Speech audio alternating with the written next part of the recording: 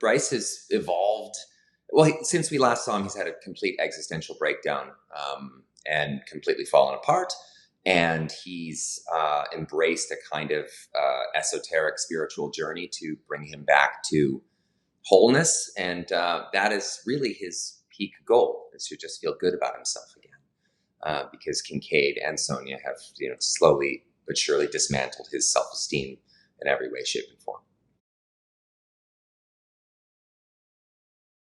Well, I don't know. I think action and comedy kind of, go together like peanut butter and jelly. I think they're important together.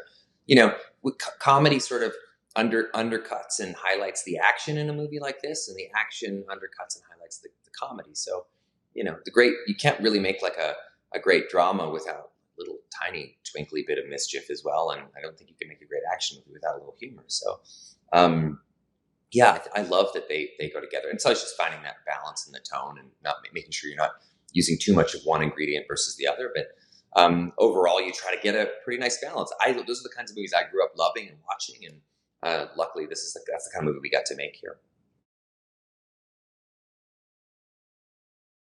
I love working with Patrick just because I have a shorthand with him. After working on a, it's not every day you get to work on not one but two movies with a director and sort of acquire that kind of shorthand. But to go back to what Salma was saying too, that she had two scenes in the first movie, and none of that was on the page. I mean, that was all her just imbuing every aspect that we love about this character is something that Salma brought to the table. I remember that. I mean, I rewrote that script with several other people. None of that was on the page. So Salma just brought this thing that was so memorable that this second movie was structured entirely around her abilities and what she brings to the table, which is nothing short of incredible. Not just the lines that are actually written, but like the stuff that she brings to the table via improv and suggestions and ideas, stuff she gives us for ideas. I mean, these scenes were so much different in this movie because Salma was there anchoring each scene with this character. It was really,